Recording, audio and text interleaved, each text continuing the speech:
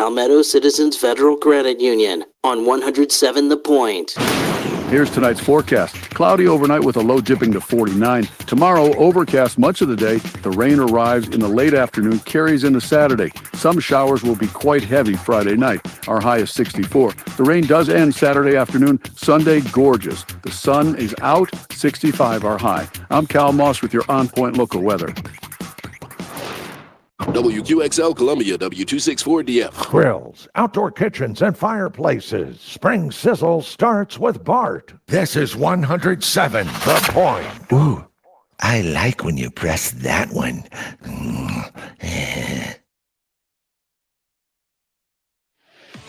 This is Sports Talk with Phil Kornbluth, Chris Bergen, and Pat Daniel. Sports Talk is heard across the state on radio affiliates of the Sports Talk Media Network and is streaming live on SportsTalkSC.com, as well as Twitter, Facebook, and YouTube.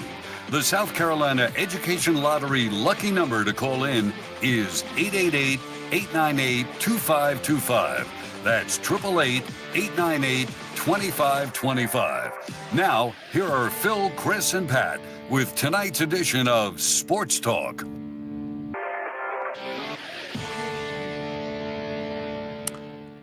All right, good evening, everybody, and welcome into Sports Talk here on the Sports Talk Media Network, and a happy official start of March Madness. Yes, I know we had the first four, but come on.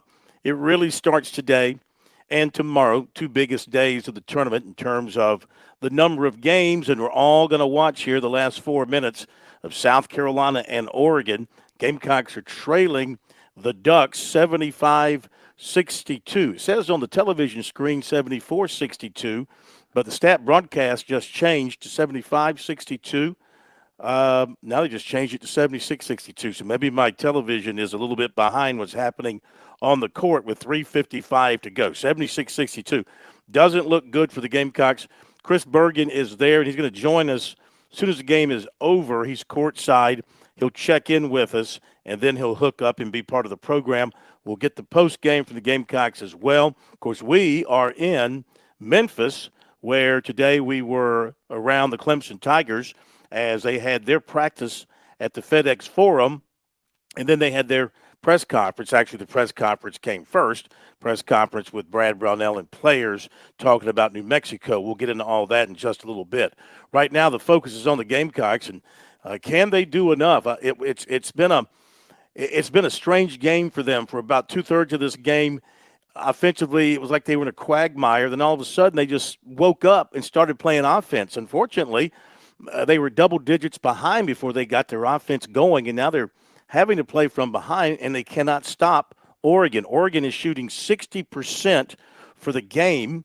Oregon is shooting 59% in the second half, and they shot 60% in the first half, so round it up, and it's 60% for the game for the Ducks, and this will have to hurt. Jermaine Couisnard has been unbelievable. I mean, he was good at South Carolina, you might recall. And he's been good at Oregon. He was second team all Pac-12. He has been unworldly in this game. He's up to 36 points, most points ever scored by a Duck in the NCAA tournament. He's at 36 points. He's 13 of 21 from the floor, 5 of 5 from the line. He's hit 5 3-pointers. He's everything that Frank Martin thought he would be when he recruited him out of, I believe he came from Montverde Academy. It seems like 10 years ago. And Couisnard he's been this, well, Couisnard and their inside player, Dante. Dante has been outstanding as well. 22 points, 6 rebounds for him. And he's dominated the Gamecocks on the inside. The Gamecock big men they've not been able to answer him. Of late, Michi Johnson has warmed up. He's got 16 points. Cooper's hit some shots of late. He's at 15 points. And Mack has 13 points. But again, most of this just coming in the last few minutes after the Gamecocks had fallen into a pretty big pit and difficult to climb out when, you're scoring, but you're not stopping the other team from scoring. They just can't get stops against this Oregon offense. And one thing Oregon did in this game, and Dana Altman is known for what he does defensively. They went to a form of a zone that seemed to really stymie the Gamecocks. Can't wait to get Chris's thoughts on that from courtside when he joins us here.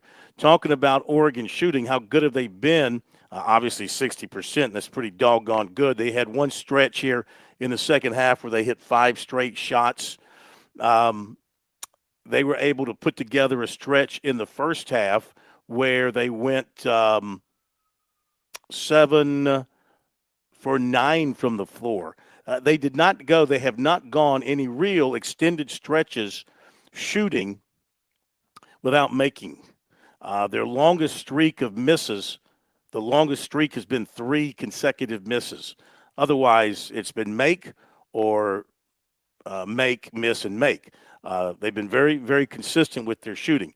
The Gamecocks had a stretch in the first half where they missed 8 straight shots, 8 straight outside shots and layups. Missed those, and that's kind of when they started to fall behind. Game started to turn late in the first half against the Gamecocks. The halftime score a little bit misleading because Cooper hit a shot right at the buzzer to make it 34-29. Otherwise, it would have been 34-26. But there was a little bit of justice in that because I think the refs missed a goaltending that would have given the Gamecocks a bucket about a minute prior to that. So a little bit of refereeing justice there. They hit that 3. But Oregon led 34-29 at halftime, and then they came out in the second half, and the Gamecocks, they got to within 6, but then they sort of hit that cold stretch, and the lead went from 6 at 40-34 for Oregon with 17:46 to play. They built it to 14 at 51-37.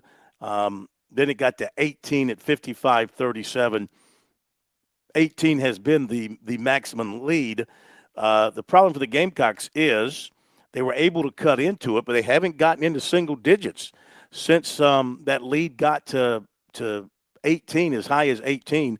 The closest the Gamecocks have gotten since then is 10 points. So they've not been able to get into single digits. B.J. Mack has just fouled out with 13 points. So it's not looking good for the Gamecocks. 2:06 to go, and they are trailing 78-65 in Pittsburgh against a very good Oregon team. You know, we knew when this bracket came out and you saw the Gamecocks against Oregon, you took a deep swallow because Oregon's pretty doggone good. They play a difficult style of basketball. They've got talent, and they've certainly proven to be the better team throughout today. I say that South Carolina, good experience for them. Depending on what happens with the portal and all that, you assume these guys want to come back. You assume that they want to come back and play for Lamont Paris, and they won't have any exits because the guys that are playing, these veterans, they all have a chance to come back and play a lot next year. Why would you leave a program that's got a chance to go back to the tournament next year? I mean, Michi Johnson can return. Miles Studi can return. Wright can return. I mean, they got a bunch of people that can return. So you hold this team together, you hold the nucleus of this team together, and you got a chance next year to be very, very good. Murray Boyle's return. He returns. He's had a tough day. This is probably a good learning lesson for him, being a true freshman in his first NCAA tournament game. He's been held to just 4 shot attempts, only 6 points, only 1 rebound. Only 1 rebound from him to this point. That's pretty shocking. So the Gamecocks shooting 44%. They have hit 10 3-pointers, but again, most of that came late in this game. Both teams turned it over a lot in the first half, not so much in the second half. That's sort of settled down. Oregon winning in the paint, that was significant. 30-20 in the paint. The Gamecocks, of course, do their best work inside in the paint. Not so much today against this Oregon team. 30-20 Oregon winning in the paint. We got 1:48 to go. 79-68 Oregon on top of the Gamecocks at this point. Pat Daniels back at our studios in Columbia. We can take some phone calls from you as well if you'd like to comment on what you're seeing from the Gamecocks, what you think the future is. Also looking ahead to Clemson and New Mexico, where, I think Clemson faces a very similar situation tomorrow in terms of degree of difficulty in their opponent, New Mexico, an even better defensive team than this Oregon team, but I think very similar in that they've got excellent guards. They've got an excellent big man who can block shots and rebounds. I think Clemson faces a very similar matchup in this game tomorrow, and I think the guard play is going to be critical. Clemson's guards, of course, Hunter and Girard in particular, they can do a lot of damage, and Clemson will need them to do a lot of damage. But New Mexico's guards in particular, they typically run a three-guard look at you out there, and you got Dent, who's outstanding. You got Mashburn, who's outstanding. The matchup in the backcourt is going to be very, very interesting, I would say, between New Mexico and Clemson. The thing about New Mexico, defensively, they are one of the best teams in the country at pilfering the basketball. They turn you over with steals regularly, and they block a lot of shots. They led their conference in both of those categories. In fact, they had 12 games this season where they had double-digit steals. That's not just turnovers, where you throw it away and it's a turnover. We're talking about them physically taking the ball from you. So Clemson has got to be very, very concerned about that tomorrow. But the Tigers, and we'll hear from them later, they went through some hard practices after coming home early from the tournament, the ACC tournament, and they kind of feel like they've gotten their edge back. They kind of feel like, maybe we're starting to get back to where we were in November and December when the Tigers were 11-1. That one loss was in this building in Memphis, the FedEx Forum, sitting right here on Beale Street. So they've been in this building, of course. No other team in this particular tournament, this particular region, has played in this building. So for whatever that's worth, Clemson has a little bit of an advantage there, at least maybe from the way things look to them, the way the sights look from the court. I tell you what, I think Couisnard, Pat Daniels back at our studio in Columbia, he just hit another one. I think Couisnard could soccer kick the ball into the basket today, Pat. Everything he's throwing up there is going in. You're exactly right. And you got to think somewhere out there, Frank Martin's probably smiling as well while watching this game because Couisnard was one of his guys. They seem to have a really tight relationship while here in town. And Couisnard, he's like lightning in a bottle. He's the type of player where once he sees the ball go through the net, he might make 5 or 6 or 7 in a row before you can blink an eye. But he's also the type of guy where if he's off, you might want him to almost stop shooting. But today, he is on. 14 out of 22 overall, 5 of 9 from behind the arc, 5 of 5 at the line. And he has been aggressive all day. He's been decisive. He has such a quick release that at times, as good as Lamont Paris's squads are on the defensive end of the floor, he's almost, I don't want to say, don't overreact when I say the comparison. It's just in terms of how fast he releases the ball. Reminds me of like a Ray Allen where he just needs the blink of an eye. You give him a half a step on defense, if he gets the ball, he's going to put it up before you're able to correct. If you shift over off ball, you skip the ball very quickly on the offensive side around the perimeter, you're able to get him the ball. He can put up a shot before the defense has a chance to react. And today he is on, and you got to think a little bit of revenge there coming from him. 38 points now. And then to that point, to your point earlier, Dante for Oregon also has 23. I mean, you got 61 points between two players right there. That's only 10 less than the Gamecocks have as a squad. Now, Phil, you've gotten to watch a lot more of this game than I have. Admittedly, the first half I was still busy working. I wasn't able to really see much, but I was able to follow it on my phone. Miles Studi only has 3 shots on the day. He has 5 free throws, so he's been able to get to the line, but he's only taken 3 field goal attempts, and all 3 of those were in the last 10 minutes of the second half, so the last 10 minutes of the ball game. He's one of the best shooters on the team. We've seen it all year. He's been able to come in and been such a vital or integral part to that offense for the Gamecocks. Why has he only had 3 shots on the day? Yeah. How has he not been more involved? Well, and I think we'll get some answers from Lamont Paris in the postgame, but I'm telling you, the whole offense was basically in slow motion until about 10 minutes to go in the ballgame. the Gamecocks just scored again. They've got 73 points. The problem is they've given up 85.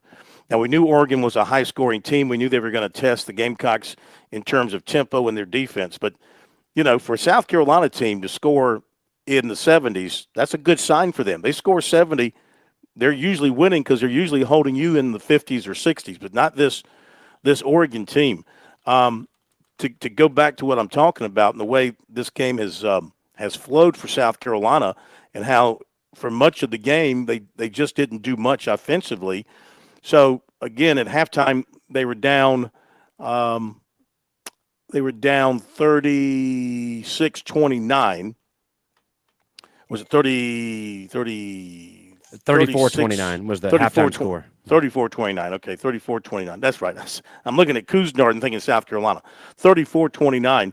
And so, again, they weren't doing a whole lot offensively. Let's just say, with 10 minutes to go, it was a 59-48 game. They were down 59-48. So they had 48 points with 10 minutes to go. Okay? In the last roughly 9 minutes, they've scored 25 points. So they had 48 points with 9:55 to go. They had 48 points, and there's 37 seconds to go in the ball game. So that's roughly 9 minutes. And 48-73, that's 20. They've scored 25 points in the last 9 minutes. So my point is they really struggled offensively through the first three quarters of this game. The last 10 minutes, they've sort of loosened up, started playing their game and making some shots. Michie Johnson knocked down some threes. Studi hit a couple of shots, as you mentioned. Mack hit some shots. Problem was two problems. One, they were too far down, and two, they never stopped Oregon. Never stopped Oregon. Again, you shoot 60% in both halves of play. Let's look at it now because the game is going to be over here in 18 seconds. And Studi's 0 for 3 on the day. He has not made a field goal. He's only taken 3 attempts, and they were all three-pointers, and they all came in the last 10 minutes of regulation. He was 3 of 5 from the free throw line, but with his shooting capability, you got to think he needs to put up more than 3 shots, especially earlier on the game. And then this is a Gamecock squad that on the season only gave up 67 points per game. So to your point, right now the Gamecocks finished the game with 73 points. That is right at their average. They are just above. They averaged 72 points as a team on the year. Today they scored 73, and they only gave up 67 per game on the year. So you would have thought the score the Gamecocks have offensively is right in Coach Parrish's wheelhouse, and they should have, you would think, at least been more competitive. But unfortunately, the defensive side of the ball just failed them today, and Oregon also just shot the lights out. Cousinard finished with 40 points. Wow. Yeah, 40 points on 14 of 22 shooting. Studi, you're right. He only took those 3 shots, and I should have said that, defensively, when they were playing that zone, they would play a zone. South Carolina would come down the floor and would be facing what looked like a zone, and then Oregon would bust it up and go man-to-man.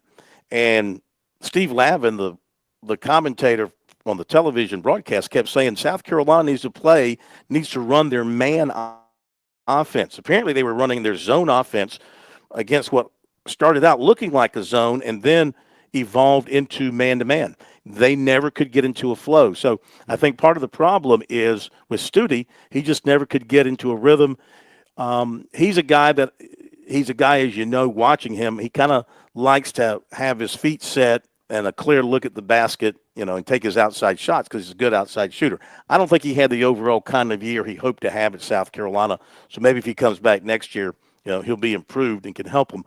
But the stagnation of the offense, that was part of it. He just couldn't get shots going. Cousinard finishes with 40 points. I mean, if that's not a kick in the butt for the Gamecocks right there. 40 points on 14 of 22, 5 3-pointers, 7 of 7 from the line. Oh, yeah, he had 6 assists and 4 rebounds and only 1 turnover. Here's the other thing. Oregon had 9 turnovers in the first half. They had 1 in the second half. They turned it over, I believe, like 7 times in the first 5 or 6 minutes of the game. The Gamecocks had their defense going and was forcing turnovers. They could not do anything with it as far as pulling away from Oregon at that point. They couldn't build any kind of a cushion when maybe they could have. They couldn't really take advantage of it when Oregon was turning the ball over with regularity in the first half. So that's it for the Gamecocks. They finished the year with 26 wins. That ties the school record. Had a chance to set the school record with 27 wins. Is that applause in the background? It is. That's still a heck of a season, especially now in second year for Coach Lamont Paris. I know this did not end the way a lot of Gamecock fans out there wanted to see it, but that's still just an absolutely tremendous season all around by this Gamecock squad. The program taking a step in the right direction. Now you've locked down the coach for, 6 years? 6-year extension, I believe that's what it was. So now you've got your coach. He seems to be very, very good at going out and finding talent. I don't want to say diamonds in the rough, but he's very good at acquiring talent via the portal, maybe some guys that are looked over by other schools, and he gets the most out of his players. And so just seeing that is a huge step in the right direction for the Gamecock program this year, that to your point, most of these guys can come back next year. Will they? Well, yet to be determined. But if they do, this Gamecock squad has a chance to be really dangerous next year. Yeah, I agree. Just don't go back to Pittsburgh. Pittsburgh's not a good place for the Gamecocks to play NCAA tournament games, apparently. And this is an upset. I mean, this will go down, March Madness. But you know what? I think it's an upset. But then again, what was the line on the game?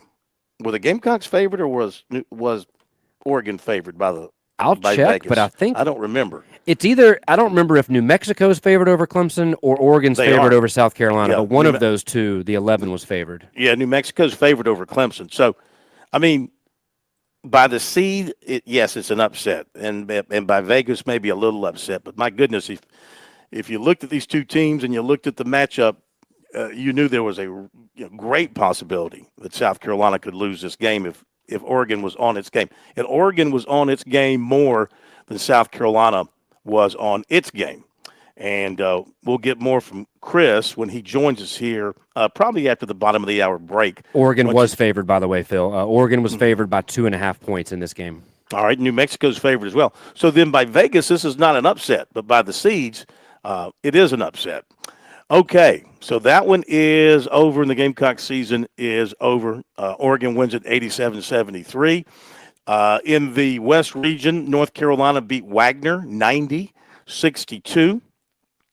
In the West region, you had Michigan State 9-8, and Michigan State beat Mississippi State. Disappointing performance for Mississippi State, 69-51. Sparty wins that one. In the West, in the second half, Nevada leading Dayton 56-45.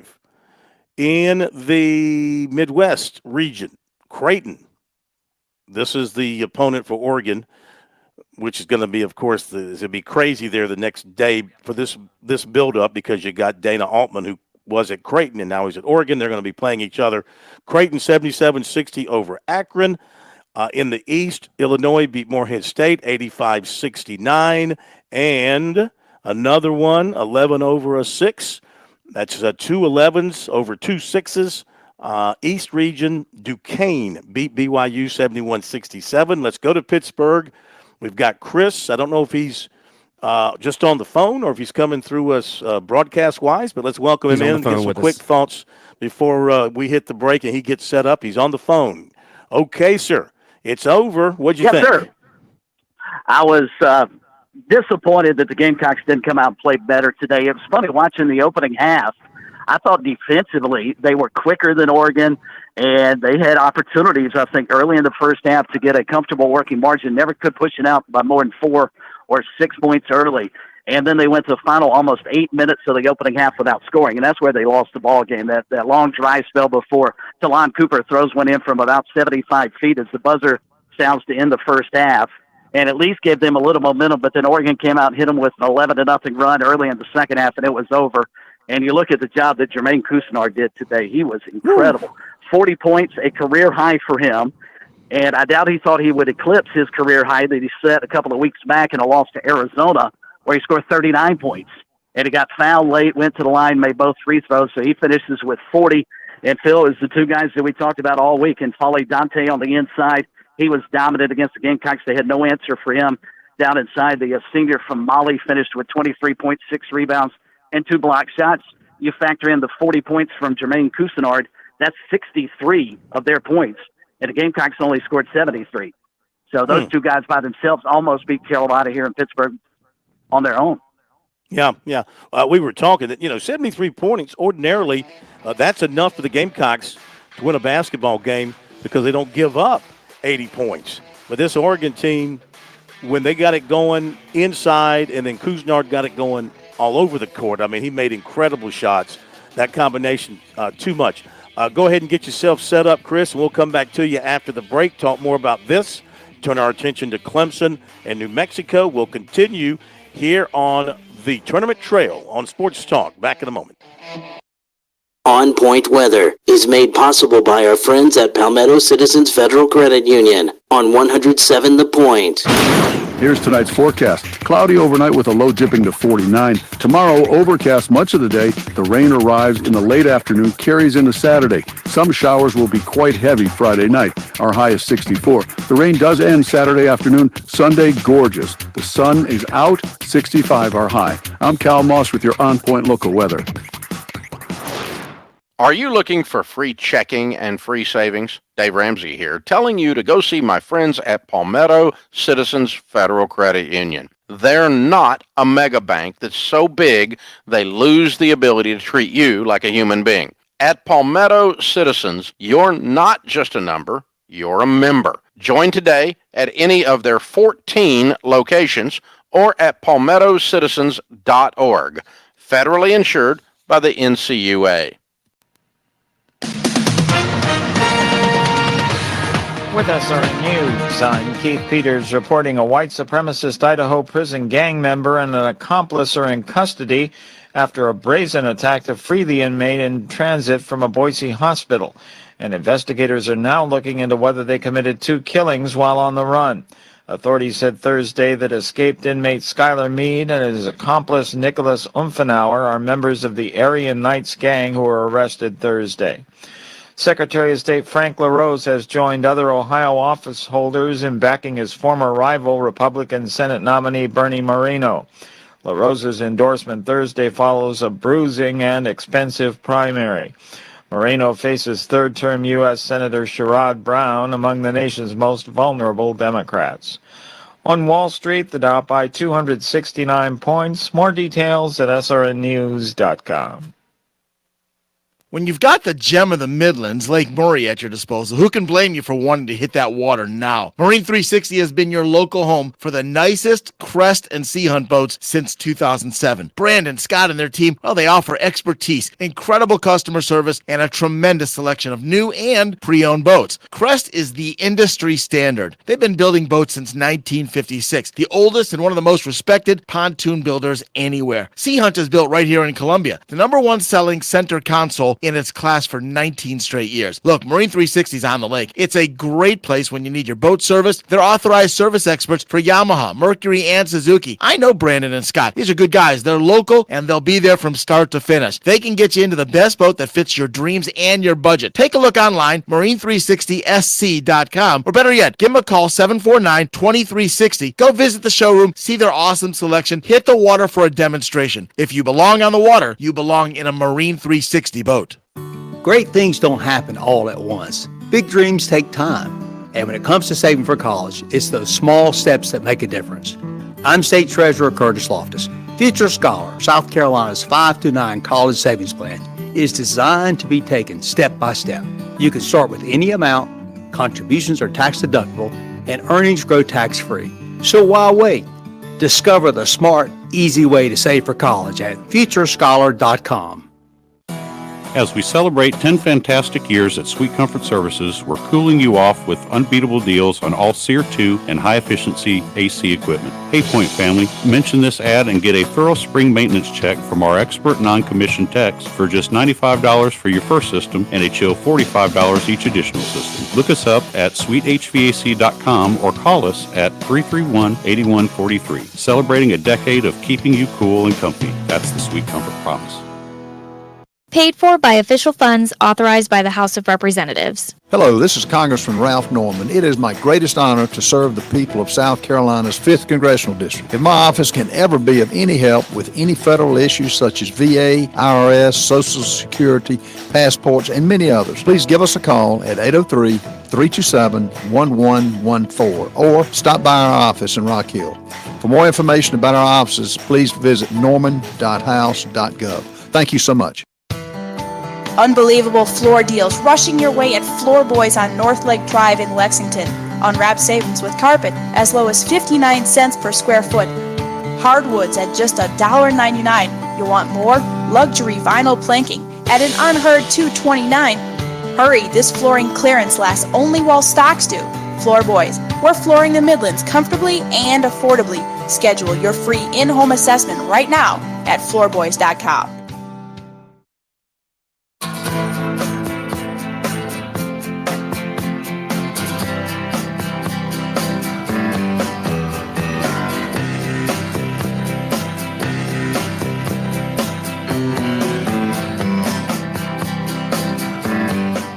Well, the most he ever scored in a Gamecock uniform, Jermaine Couisnard, was 33 points. That was against LSU back on February 19th of 2022. Until today, though not in a Gamecock uniform, facing the Gamecock uniform, he put 40 on the board. My goodness, if you're just joining us, what a show. Jermaine Couisnard, the former Gamecock, leads Oregon past the Gamecocks 87-73. Chris Bergen is with us, not courtside, but from his seat upstairs over above the court there in Pittsburgh. So let's do a quick recap, and I'll give you my little summary, and then you can kind of take it. When you allow a team to shoot 60%, I mean, that pretty much sums it up right there, 60%, and you can't match it. And I thought, and we talked about this earlier, I thought offensively the Gamecocks looked very stagnant, kind of stuck in the mud for about 30 minutes. I pointed out that they had 48 points on the board with about 10 minutes to go, and they scored 25 points in the last 10 minutes of the game.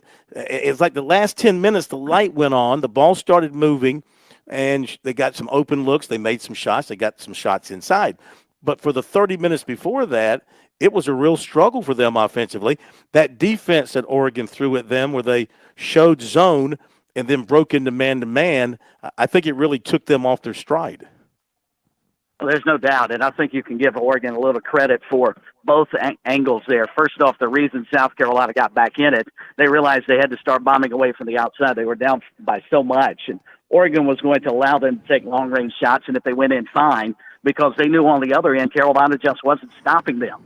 But in the first half, after it went back and forth, had, I think, 4 ties, 5 lead changes, or vice versa in the opening half, the Gamecocks just went cold, could not score for about the last 8 minutes of the first half, and that's when Oregon assumed control of the ballgame. But we talk so much in football about the last 4, first 4, the last 4 of the second quarter, first 4 of the third quarter. I think same thing here. You look at the last 5, 6 minutes of the opening half on into the first 5 minutes of the second half. That's when Oregon was at its best, and obviously the way Couisnard shot the basketball and played today, he was outstanding. I don't know how you can discount what he did, and just watching him, Phil, it was almost like it was coming so easy for him. He never pumped his fists. Just the approach he had was very serious. I think he took this game personally. Don't know why. It's not as if he left the Gamecocks on bad terms, but I think he wanted to show his former school what they were missing on. And here's a guy who put up 40 points, a career high for him. And with the inside play of N'Faly Dante, USC just had no answers for those two guys, and they were the difference in the ballgame. But I think that stretch where Carolina just couldn't score against Oregon's defense made all the difference in the world late in the first half and the early moments of the second half. You know, I give Couisnard a lot of credit because in today's world, as we know, a lot of trash talking, a lot of mouthing, especially when you got a player facing a former team, whether he left on good terms or not, whatever the case may be. You know, he could have been smacking, he could have been pointing and all this stuff. You're right, he never did. He kept his focus. He stayed on his business, and his business was business. I mean, it was he was really good. And I mean, everything he threw up there, the last shot or one of the last shots he made, you know, it was. I told Pat, I said he could soccer kick the ball right now is going to go in for him. He had one shot, I think, it bounced off the rim and bounced high off the rim and went in. It was just one of those days. He might come out on Saturday against Creighton and go 3 for 17. But today was his day. And it happens. Players get hot, and you can't always explain it. They get in the zone, and he certainly was. But I tell you, watching Creighton play earlier today, and Akron gave them fits in the first half, and then I don't know what Coach I think it's McDermott, if I'm not mistaken, the head coach at Creighton. Yeah, Greg McDermott. I don't know what he told his team at halftime, but boy, they came out in the second half and played like the 3 seed, took the crowd out of the game because Akron's only about 110 miles northwest of Pittsburgh, so they had a nice contingent of fans, much more so than pretty much anybody else in the building. And they took the crowd out and just flexed their muscle. That's going to be an interesting matchup to watch. And I agree with the point that you were talking with Pat before I jumped on about this in terms of the NCAA tournament is definitely an upset because it's an 11 over a 6. But I think as we touched on throughout the week leading up to the game, Phil, Oregon was an underseeded 11 seed. If you watch them play today, you don't see a number 11 team that snuck in to the postseason. They're playing their best basketball by far right now, and that's usually what you see out of a Dana Altman club. They get better as the season moves along. They're healthy. And with that combo, Cousinar's not going to score 40 points every game. If he does, go ahead and give them the trophy because I don't know that they're going to lose the rest of the year. But that inside-outside combo that they have is going to be tough for anybody, including Creighton on Saturday. And Chris, to add to it, not only did Cousinard score 40, but he also had the 6 assists. And I don't know if all those were 2-pointers, maybe a couple were 3, but let's say those were all just 2-point baskets. That's still 12 points right there. So he accounted for, at minimum, 52 out of the 87 points for the Oregon Ducks. And then you add the 23 points from Dante. I mean, that's 65 points right there. And before you joined, Phil and I were pointing out as well, the Gamecocks on the season only gave up 67 points a game while scoring an average of 72 points a game. They were basically right at their scoring average today when they had 73, so they were 1 point above. But it was just the discrepancy on the defensive side. They gave up exactly 20 points more than they averaged on the year. That was the difference there. Now, from an offensive perspective, your thoughts on Miles Studi? Noticing here, he only finished the day with 3 points. They all came from the charity stripe. He was three of five from the line. But in terms of field goals, he only took 3 shots, all of which were 3-pointers, and all of which came in the final 10 minutes of regulation. He played 23 minutes, though. Was it just a matter of they couldn't get him the ball? Was he just not shooting, not looking to score? Or what happened there? Because they needed a lot more from him today offensively. Well, to follow up on your point about the 70 points, fascinating stat from Carolina's game notes. This is the first game this season that USC has lost when it scored at least 70 points. They were 21-0 when they hit that number this year. So you thought, boy, if they score 70 points or more, they're going to win. The problem is they gave up 87. Now, directly to your comments about Miles Studi, and I agree. I think, though, he's not 100%. I think that was part of it. He was out wearing a pretty heavy knee brace on his left knee, and I think that probably cut down on his mobility a little bit. That being said, it's ironic. Even as he was shooting poorly, he got on the glass. He actually led Carolina in rebounding with 8 today. And the Gamecocks were out-rebounded by Oregon off the backboards 32-26. I was surprised that Oregon didn't get more offensive rebounds, but still, when you shoot 60% from the field, there aren't too many offensive rebound opportunities, are there? Yeah, no. And, it's not our job here to cheer anybody up or be cheerleaders or anything like that, but nobody should be – you can be disappointed because you get in the tournament and you want to win some games and make a run, but this Gamecock team definitely overachieved in year number 2 under Lamont Parrish, and the hope is that this is just not a flash-in-the-pan kind of thing. He doesn't think it is. He talks about having a culture established, and I talked about earlier with the players returning, he's got a tremendous nucleus to build around. So I can't see a drop-off. I don't know how much of his schedule is done for next year, but I think it would be in their best interest to, if there's still some spots to fill, try and fill them with some quality opponents. Test yourself in November, December. Try and find these kind of teams that you might face in the tournament. That's only good for you. They'll be back. I don't think this was a one-and-done kind of situation, assuming there's not major departures through the transfer portal, John, and all that, which I don't expect. I think these guys really like playing for Paris. I think they like the situation at South Carolina, and you've all got a chance to play. They'll miss Mack, though Mack was, until the game was pretty much out of reach, Mack was not a factor in the game. Davis really wasn't a factor in the game. I wonder about that position. I know he did some good things for him this year, but his scoring is inconsistent. I know he can be a good defender. He can be a rebounder, but his scoring is inconsistent. I don't know if they can live at that position with him starting unless he gets better offensively. Maybe they got somebody coming in who can play over him. I don't know. He had 6 points today. He had 3 rebounds. But you return, assuming they come back, you return Johnson, who had 24. You return Murray Boyles. You know he's going to get better. Only 1 rebound for him. I think he was a little bit out of his element or very uncomfortable. He looked uncomfortable to me today, a young guy playing this older, very good inside player in Dante. I think he was really taken out of his game. Josh Gray can return for another year, which would be that'd be a boost for them. Studi can return. I don't think he had the kind of year that he wanted to have. I would imagine he wants to return and improve on that. So there's a tremendous nucleus that can return for South Carolina to go along with some folks that they're going to add. Okay, let's hit the break and then we'll take some phone calls. People want to talk, and we'll bring it to you after the break. The phone number 888-898-2525. That is the South Carolina Education Lottery lucky number for you here on Sports Talk. And there's just one thing I want to mention that is, I just want to mention it because I want to say this name, but it's off topic. And this is in the transfer portal, John. I just saw this popped up. I want to say this because I want to say this guy's name. A freshman forward from New Mexico State has entered the portal, John. His name is Yak. Y-A-A-K. I just wanted to say Yak. Yakety so yak, and don't come back. Freshman forward Yak, New Mexico State is in the portal, John. I hope he ends up here in South Carolina somewhere. Yak. Okay, back in a moment.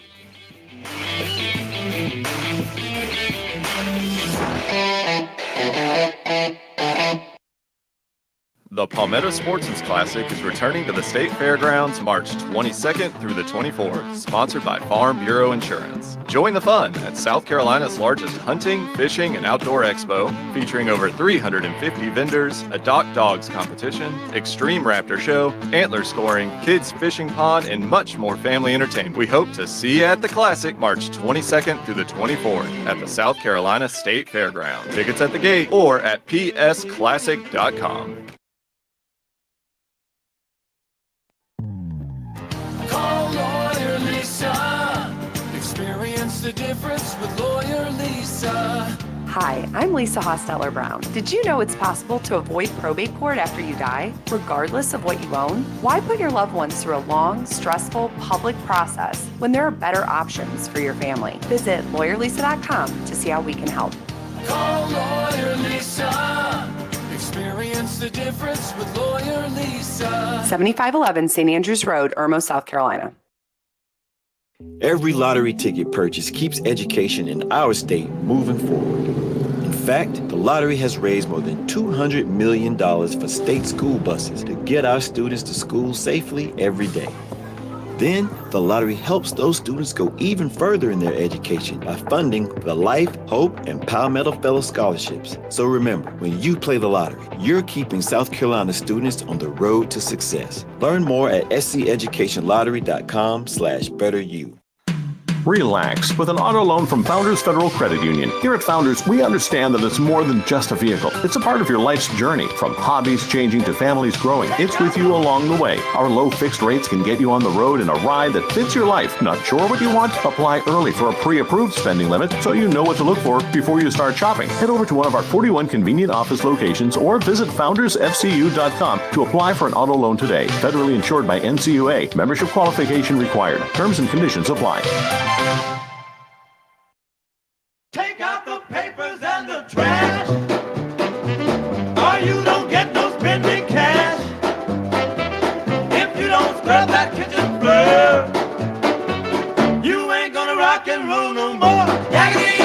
Don't talk back. Just finish cleaning up your room. Let's see that dust out with that. That's our boy Yak Yak. I'm going to watch where he ends up. New Mexico State transfer Yak Yak in the portal, John. Thank you. All right, 888-898-2525. That's the phone number. Let's go to, Gamecock Larry. Gamecock Larry, it was not a dream. It was a nightmare for you as the Gamecocks go down today to the Ducks. Quack, quack. No, it wasn't a dream. It was a good season, great season. Building. We just wait and see us next year. But, well, now we got to look forward to the women tomorrow afternoon and the women on Sunday. Well, I know you're pulling. I mean, you got to be pulling for Clemson, right? The state team, Clemson and Charleston. State pride. No, don't you want to? No, sir, Mr. Field. No, sir. I couldn't pull for Clemson if they was playing North Korea. I couldn't pull for Clemson. No way could I. Can you pull for Carolina? No, yes, yeah, okay. Don't answer. No, sir. Oh, well, I got to get off this phone. Yo, man, pull for Clemson? Who in the world? Do you think I am senile or crazy or something? Lost my mind? Don't answer that. Clemson? Don't answer that. Okay, sir. I love all of you. We're going to be all right. We're going to sweep Vanderbilt. So I'll say 6. Thank you. I'll say 6 out of 7. Monday morning, 6 out of 7. Straight Vanderbilt. Go. There you go. Love y'all. There you go. All right. Thank you, Larry. Thank you very much. Larry, always optimistic. And how about this Dayton game? Dayton was down 56-39 with 7:39 to play. Came back to beat Nevada 63-60. Wow. That's why I call it March Madness. It was interesting, Phil. I'm not sure I've ever been in an arena like this. Of course, the hometown team, which is hosting the regional, is not Pittsburgh. The University of Pittsburgh gets Duquesne. Well, Duquesne's in the tournament for the first time, I think, since the 70s.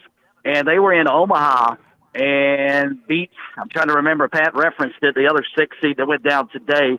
I forgot who they were. BYU. And it was funny during the Akron game. While it was going on, they had the game on a split screen on the jumbotron, and the fans.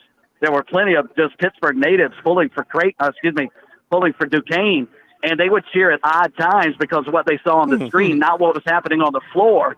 And I thought that had to be really weird for the players trying to adjust to crowd noise because it was a pretty vocal crowd cheering on a game that was taking place, 1,000 miles away. They're watching on television.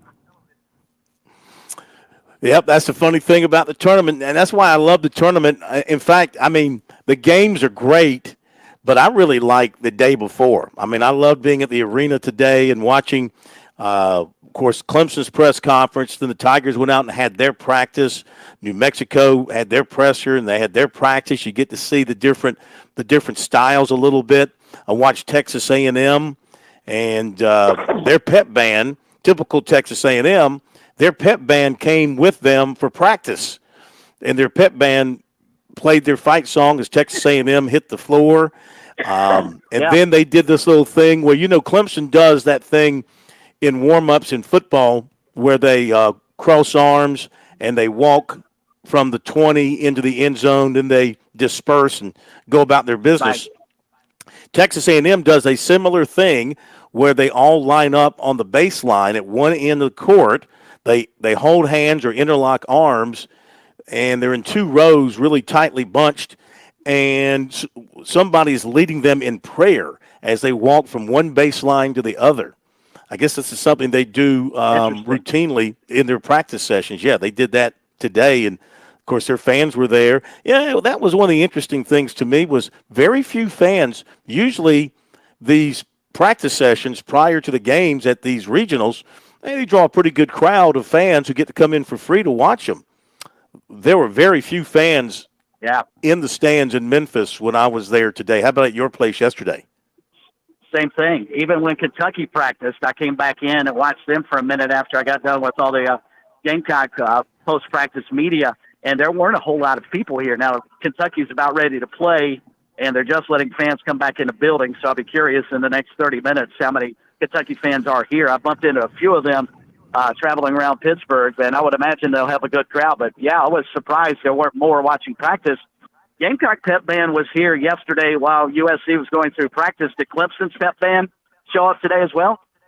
Did not see them today. That's interesting. I mean, I think I think they're required to have their pep band for the games. That's a given. Right, They'll be there right. for the game, but they were not at practice today. So, what did you think of some of the other games today? The 8-9 matchup, Michigan State, and we have to say, for the SEC, all this hoopla over SEC basketball. And right now, they're off to an 0-2 start in the tournament thanks to South Carolina and Mississippi State. I should have known better. There's a saying in college basketball when you go through the calendar, it's January, February, and Izzo, referencing Tom Izzo in the month of March. And he got those guys ready to play. I was surprised. They watched some of that game before the Carolina game took place this afternoon. I was surprised at how much more physical Michigan State was than Mississippi State. I thought that would be an area where the Bulldogs would have a decided advantage and take it right to Michigan State. But that was not the case. And I actually have Mississippi State advancing, winning that game, and then losing to North Carolina tomorrow or Saturday. But yeah, I should know better. Don't bet against Michigan State this time of year because much like Dana Altman, Tom Izzo finds a way to get his team playing its best at the right time of year. Well, I mean, there is something to be said about tournament basketball. It's just like NBA playoff basketball. NBA playoff basketball, it's a different animal than the regular season. NCAA tournament basketball, it's a different animal than the regular season, and he's been through it a ton. Now, Lamont Paris has been through it a ton as an assistant coach, and this is his second time as a head coach. So, I mean, he's got a pretty good feel for it, but I don't know.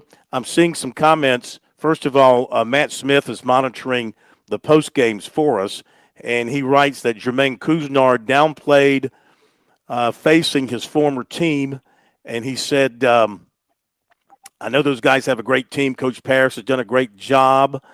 It was just me showing my will and competing to win. He mentioned Jacoby Wright, and he said after making a three-pointer, Wright said something to him, kind of unclear. And Couisnard said he mentored Wright, worked out.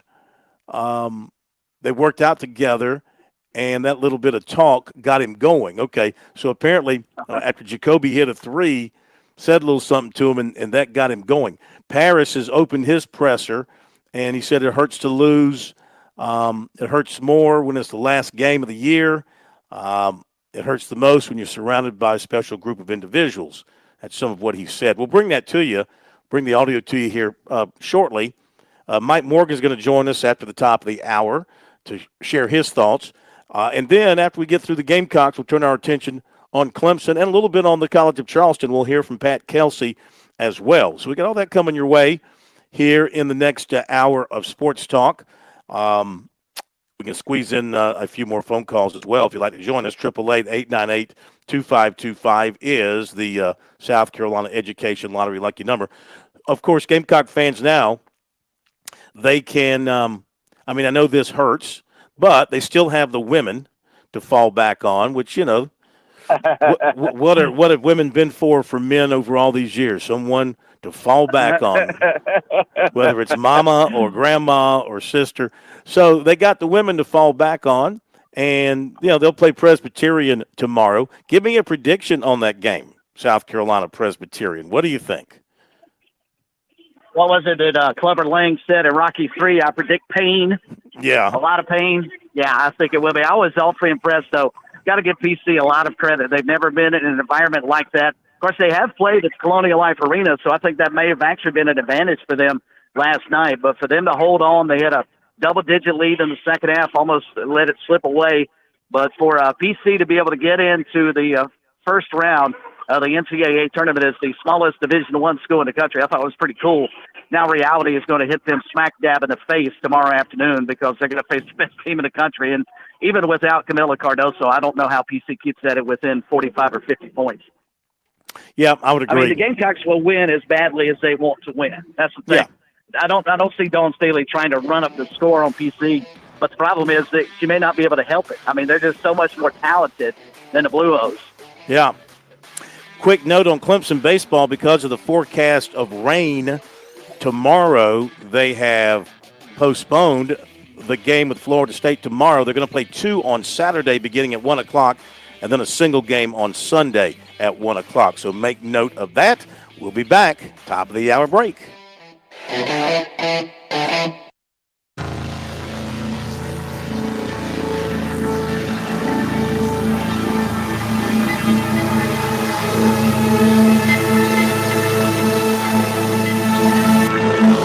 WQXL Columbia, W264DF. Grills, outdoor kitchens, and fireplaces. Spring Sizzle starts with Bart. This is 107 The Point.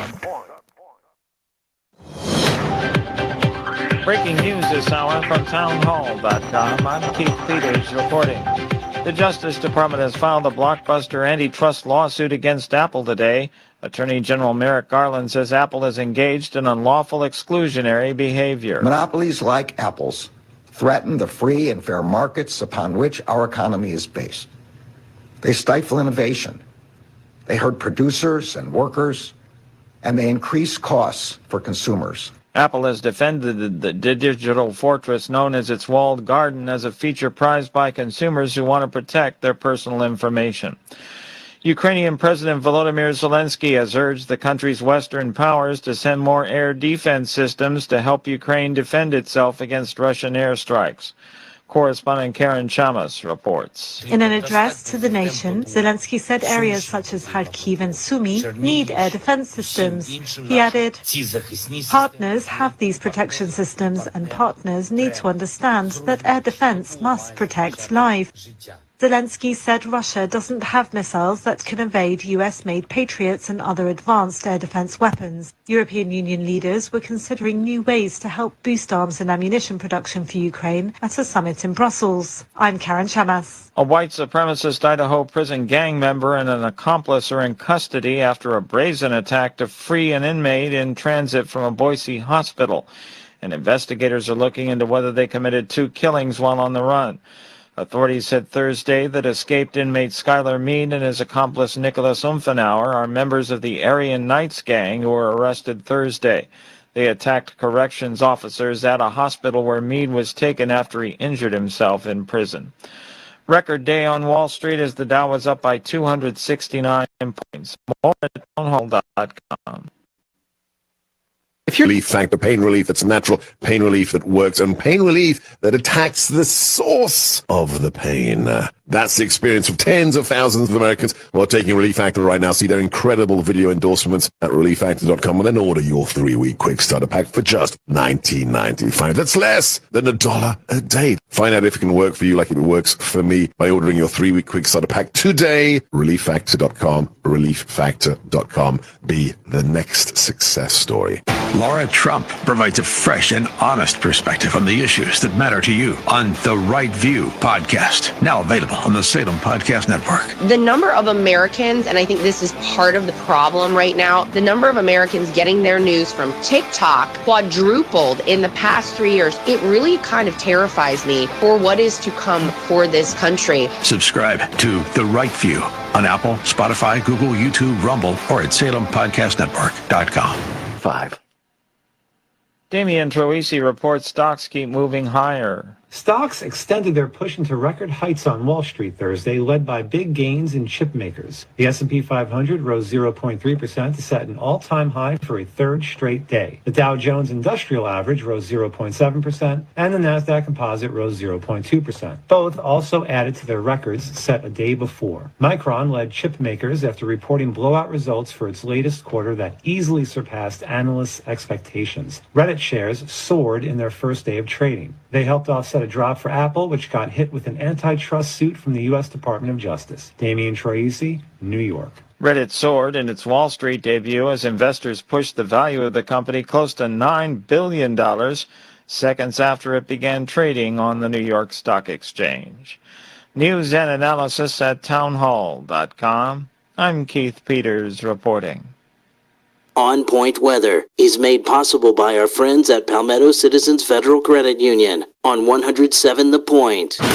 Here's tonight's forecast. Cloudy overnight with a low dipping to 49. Tomorrow, overcast much of the day. The rain arrives in the late afternoon, carries into Saturday. Some showers will be quite heavy Friday night. Our high is 64. The rain does end Saturday afternoon. Sunday, gorgeous. The sun is out, 65 our high. I'm Cal Moss with your On Point local weather.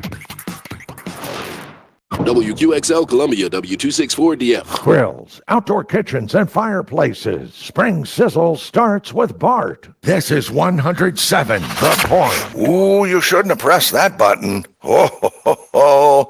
Now you get this.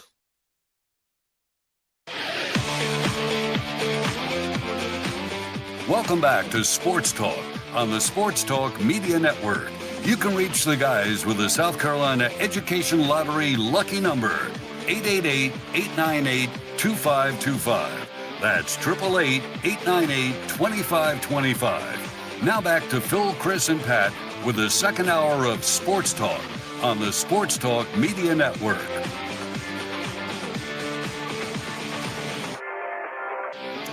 All right, welcome back, everybody. Sports Talk Media Network. Thursday night here on the Tournament Trail, March Madness getting underway in its entirety today. We had, of course, the first four, Tuesday, Wednesday. But to me, that's just the appetizer. The real meal started today with the first course. We'll have the second course tomorrow. I don't know about for you. I mean, obviously, first 2 days of the tournament, extremely hard to do any work when the first 2 days of the tournament are going on because you want to watch all the basketball. To me, this and the first 2 days of the Masters, very tough to get any work done during the work week when you got this on and you got the Masters on. Very tough, or any of the majors for that matter, but in particular, the Masters find it very, very tough. If you're just tuning in, not aware, South Carolina loses to Oregon 87-73. That final score, the Gamecocks were outshot 60% to 45%. They were out-rebounded 32-26. They turned it over 11 times to 10 for the Ducks. Oregon was 24 of 30 from the line, 12 of 19 for the Gamecocks. In the paint, the Gamecocks were outscored 30-22. Fast break points, 9-5. Oregon had 6 blocks to South Carolina's 3. Oregon had 8 steals to South Carolina's 3. The game was tied 5 times, but Oregon led for the majority of the game. The Gamecocks' last lead was at 22-21, 6:25 to go in the first half. And as Chris pointed out, last 4 minutes of the first half, first 4 minutes of the second half, things really got away from South Carolina in Oregon's favor. They had an 11-0 run that turned the game in their way. And, of course, the story of the tournament so far in terms of an individual is Jermaine Couisnard, 40 points on the night, 14 of 22, 5 of 9 from 3, 7 of 7 from the line, 6 assists, 4 rebounds, only 1 turnover in 37 minutes. Very, very impressive performance there. We are waiting to get the audio in from Lamont Paris, and that should be coming in shortly. Chris is standing by over in Pittsburgh and at his position there after watching the game. Well, I tell you what, we've talked a lot about this. Mike Morgan hopefully will be joining us in a little bit. Let's shift our attention to Clemson.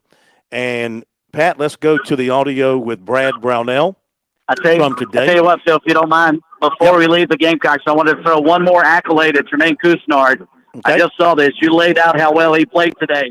How well did he actually play? According to CBS Sports, he's the first player in 35 years to have 40 points and 5 assists in an NCAA tournament game. That's how good he was today. Pretty darn impressive. Pretty darn Yes, he impressive and good from beginning to end. I mean, he started off well. He was good in the middle, and he was good in the end. It was just his day. Will it be Clemson's day tomorrow? Phil, one last time. Sorry to jump. I want to make sure you're seeing this. Matt Smith, old Smitty, we might not have the Lamont Paris audio yet, but he is sending us some quotes here. Have on my phone. I believe you do too. If you'd like me to read off what Coach Paris opened with, unless you'd rather wait for the actual audio. Well, I've already done that. Already did that. I'm so sorry. I was trying to get Mike on the phone. My bad. That's okay. Carry on. Yeah. We talked about what Lamont has said. We talked about what Jermaine has said.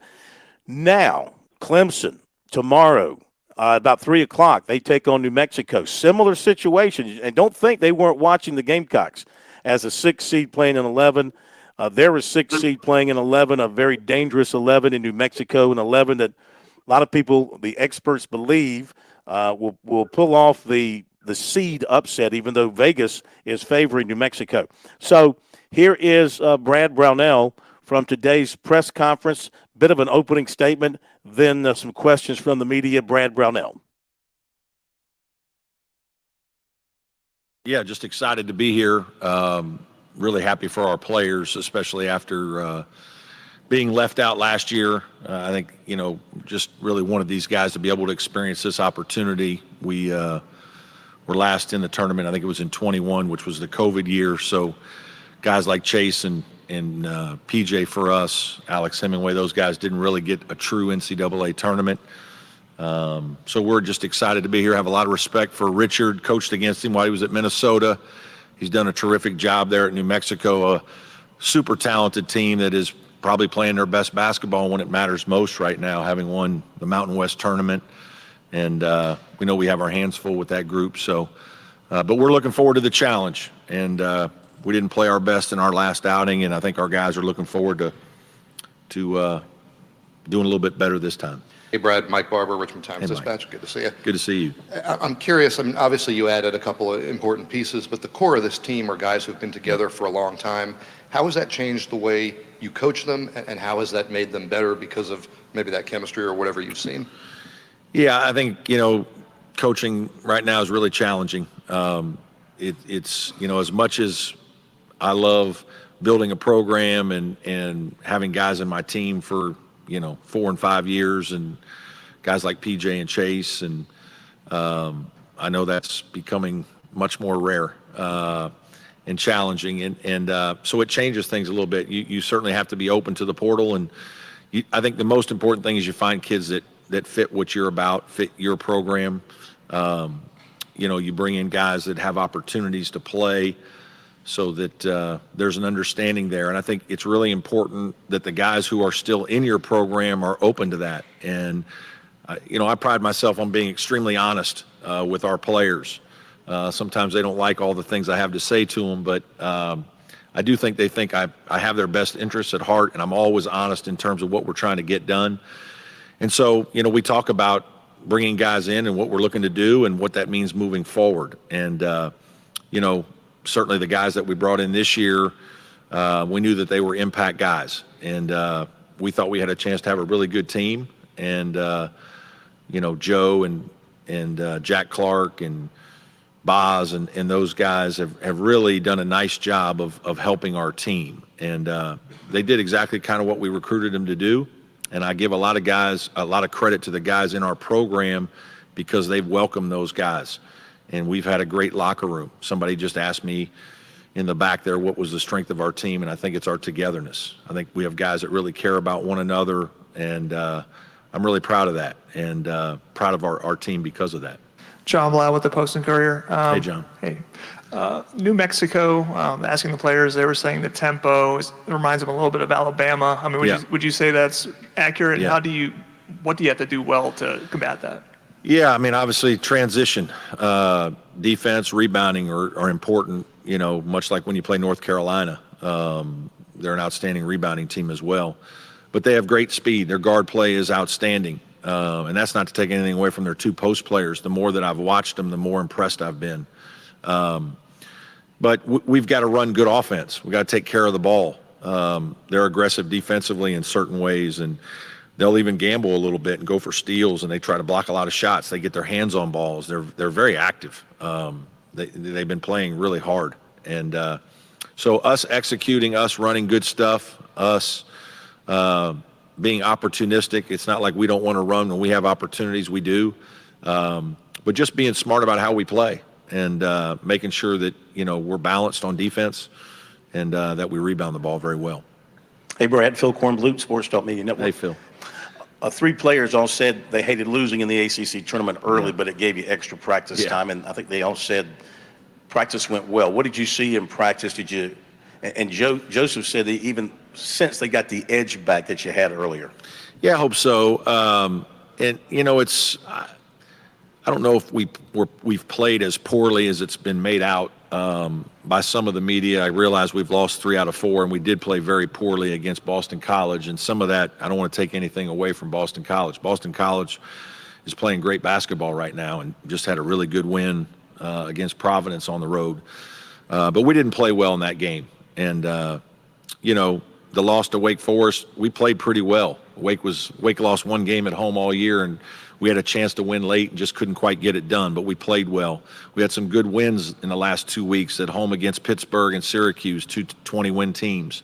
So I don't think we're playing as poorly as some folks think, but we did play very poorly in the ACC tournament. Got home and had to face it, and I was very direct with our players that it was a missed opportunity, and I was really disappointed in it. And, I think sometimes at this time of year, there are more distractions than ever. And I just challenged our guys to try to get back to the mindset that we had in November and December. And a lot of that, it's funny, but I asked our guys, when November, what were you thinking about in regards to basketball? And it was like, yeah, we're tired of practice. We just want to play. And it really doesn't matter who we play. And then as you're winning in November and December, there's a joy and an excitement and an enthusiasm that you ride that wave. But then the season hits and you're going to have some ups and downs, and we certainly have been through a few of those. And you got to kind of reset. And so we just talked about resetting, recentering ourselves, eliminating as many distractions and as much as the noise as we can, and let's get back to work. And so we practiced twice on Saturday and once on Sunday. Did a very light workout on Monday and have worked out obviously Tuesday and Wednesday to get ready. So, I think we're ready. I hope we're recentered, but, this is about players making plays, and we're going to find out where our guys are here come game time. All right, Brad Brownell, and I tell you, the job ahead for them tomorrow, Chris, is a difficult one. First of all, you got the 3 guards from New Mexico, Donovan Dent, Jamal Mashburn, and Jalen House. They're all very highly regarded. House drawing some All-American attention, 16 points per game, a son of Eddie House. Jamal Mashburn, over 14 points a game, son of Jamal Mashburn. Donovan Dent might be the best of the 3 overall, 14 points, almost 6 assists per game. JT Toppin, by the way, is not related to O.B. Toppin. The Toppin who's at Kentucky, is the brother of O.B. Toppin. Right. So I could not find a connection here. He's from Dallas. He averages over 12 points. He's the guy that kind of reminds you of what the Gamecocks face today inside, except they have 2. They have Toppin, and then they have Nelly Jr. Joseph, who's a 6'10 guy. So you're going to face 3 terrific guards and 2 big guys inside. One goes 6'10", 240. The other goes 6'9", 220. Between them, they average over 20 points and 17 rebounds per game. Tigers got their hands full tomorrow. They've got to play high-level basketball. Well, that's the key, Phil. We saw them be about as miserable. And I disagree with Coach a little bit. He said he doesn't think they played as poorly as a lot of people would lead you to believe. I don't think they could play any worse than they did against Boston College in the ACC tournament. If Brad Brownell gets that kind of effort from his team, we'll all be going home this weekend because they'll be done too. They've got to bring some energy tomorrow, got to get on the backboards and try and slow down this high-flying New Mexico team that can get up and down the floor and score with the best of them. Yeah, Clemson's got their hands full just the way the Gamecocks did here today against Oregon. And you certainly don't want to be headed back to South Carolina the way the Gamecocks will be later on tonight or tomorrow because you don't bring the energy. That's the one thing that the players can control, how hard they play. And they've got to play a whole lot harder than they did against BC. First trip to the tournament for New Mexico since 2014. Haven't won a game of the tournament since 2012. Here's the other thing that's impressive about them. In winning the Mountain West Championship, they defeated Boise State, Colorado State, and San Diego State on consecutive nights, and all three of those teams were in the tournament. So that tells you a little something about what New Mexico has under the hood. Very, very good team. Okay, going to go to the break. When we come back, we'll hear from Lamont Paris and the Gamecock coach, his comments after this loss by USC today to Oregon to end their season 87-73. We'll bring you some more comments from the Clemson side, from the players, a little bit from Pat Kelsey as well, a couple of recruiting notes, and Mike Morgan was supposed to be with us, but he hasn't connected with us, so we may have to do that another night. We'll be back after this break on Sports Talk around the state on the Sports Talk Media Network.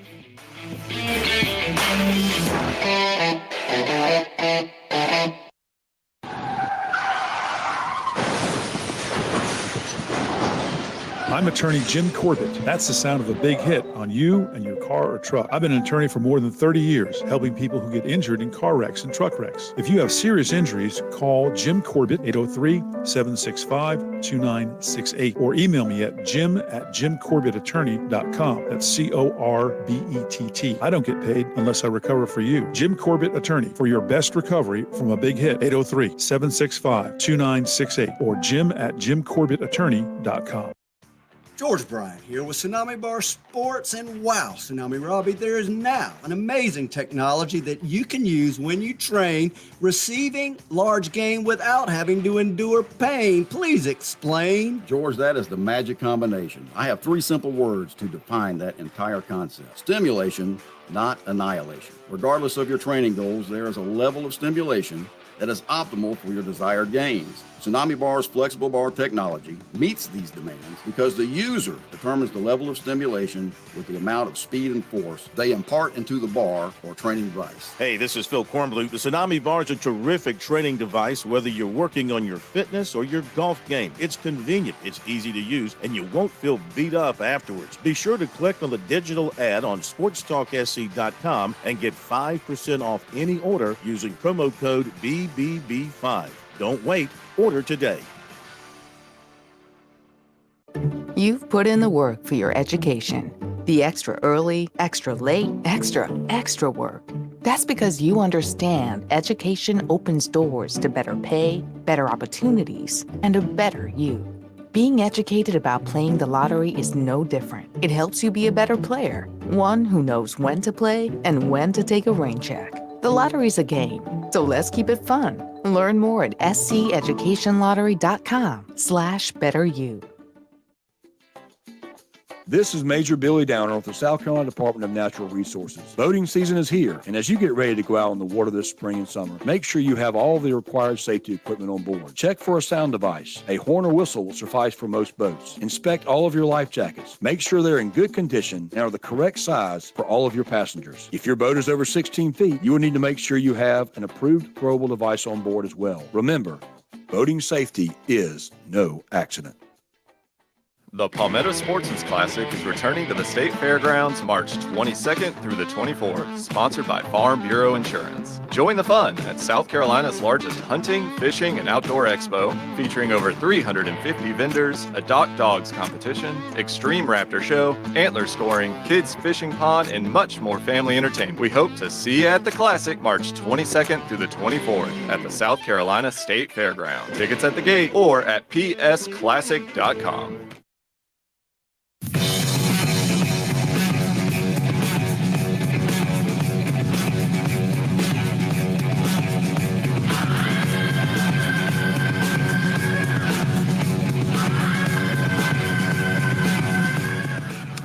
All right, back we are. Tournament Trail, March Madness. Phil Kornbluth here in Memphis and Chris Bergen in Pittsburgh. Pat Daniel back in Columbia where there's tournament action as well of the women's variety. All right, USC loses to Oregon today. Their season is over, 87-73. Here is Lamont Paris, USC head coach, just a few minutes ago as he talked with the media about what happened today in Pittsburgh. Well, I'll keep it as simple as I can. it hurts to lose, and it hurts more when it's the last game of the year, and it hurts the most when you're surrounded by a group of guys that is a really, really special group of individuals. So there's not a lot more to say than that. If we want to ask about the game, I'll answer some of those questions. But honestly, for me, that's so far down the list of things. But I understand that's what we're here for. Yeah, if you don't mind just kind of touching on the basics of what y'all were trying to do against Jermaine today and slow him down. And was it just making tough shots for him? I mean, there was a lot. I mean, I wish we had found a way to slow him down better. Buddy went 5 for 9 from 3. Like, one's in transition as he's dribbling up right in front of us, and 7 for 7 from the free throw line. And he was aggressive going to the basket. And I think a few of those, I mean, he hit a floater against his own that we fouled him on. He makes tough shots. He doesn't average 40, but he makes tough shots. And I think it was set off by the fact that he went 5 for 9 from the three-point line. I thought that really ends up making that scoring effort into that scoring effort. If you go, it's hard to get there on twos, but when you go 7 for 7 from the free throw line and 5 for 9 from the three-point line, then something like that comes into it. We looked at a couple of things, we went zone for a couple of possessions just to try to slow down the ball screen a little bit, and then they got an and one off of a floater on that, and then out of our double team they reversed it. Out of our double team, split the double team and kicked one more for a 3. So then I just our energy wasn't quite as good in that, so we ended up staying man to man. But he was aggressive, and he had a good game. He had a good game. We're normally really good defensively. He had a good game. Right, first row. Nick Lordson, Mid-Major Madness. Coach, I know you've touched on it all year, but last year it was obviously a tough year one. This year you were competing for an SEC title and you just played an NCAA tournament game. Just encapsulate all that and speak about how special that is to have this team and to do that this year. Yeah, I mean, I think one day, here in the next couple days to a week or whatever, all that stuff will start to set in on what we actually did. When you're in the midst of it, it's hard to do that. Someone's going to tell you, hey, you did this. You had a winning season. You're locked into a winning season, or you're locked into a winning SEC season, or you got double figures SEC wins first time in for however long. Like, they keep coming, and you're just so locked into trying to do what you need to do to try to give the guys this opportunity right here, which was our ultimate goal. And so it'll set in here in a couple days probably of what they really did. I didn't do a whole bunch, but they did a lot of things this year. And so that'll set in here over the next couple of days, but it's hard to think about that as much right now when you're really just worried more about your guys and how they're feeling. Questions for Coach? Right here to the right. Alan Cole, GamecockScoop.com. You've obviously been a part of a lot of teams, a couple Final Four teams as an assistant. What made this particular group so unique to coach over the course of the season? I think it all stemmed from, it started with who they are as individuals. It's such a high quality group of human beings. It would be hard for me to overstate that. That's relative. I've done this a long time. It's such a high, I think it started there. And then I think then it's how they interact with each other. Because you could have great guys, high quality guys that it just, it just doesn't translate when it comes to how they mesh together. And it did in an incredible way. And so that really is what made this group able to do what they did on the basketball court. If you look, certainly our guys were better than what people predicted they would be, but they also probably weren't just the best individual talents at every position that we had. But they were winners. They are winners that came together. They're incredibly fierce competitors, and they came together with one goal. Boy, I tell you what, Chris, he sounds pretty touched by this team and this season and by this loss. Sounds to me like he took it pretty hard. Oh, I could say so, and that's what you want to hear from your coach. You want him to be disappointed. They didn't play their best, and you want them to be disappointed afterwards, and hopefully that will fuel them into next season. Yeah, I think he came across really well that way. Be right back. Weather is made possible by our friends at Palmetto Citizens Federal Credit Union on 107 The Point. Here's tonight's forecast. Cloudy overnight with a low dipping to 49. Tomorrow, overcast much of the day. The rain arrives in the late afternoon, carries into Saturday. Some showers will be quite heavy Friday night. Our high is 64. The rain does end Saturday afternoon. Sunday, gorgeous. The sun is out, 65 our high. I'm Cal Moss with your on-point local weather. Hey y'all, this is Ted from Flight Deck Restaurant. We'd like to invite you and your family to dine with us. We have a great menu that's sure to please your whole family. We have fresh cooked burgers, big juicy wings, blue plate menu featuring country cooking, oven baked hoagies, fresh crisp salads, authentic Greek food like gyros, souvlaki, and baklava. We also carry 20 different premium cheesecakes and pies. Flight Deck Restaurant also has an arcade with 30 different games like Star Wars, Batman, Skee Ball, Bass Wheel, Pac-Man, Galaga, and so much more. Flight Deck, your favorite family restaurant. Thanks y'all and God bless.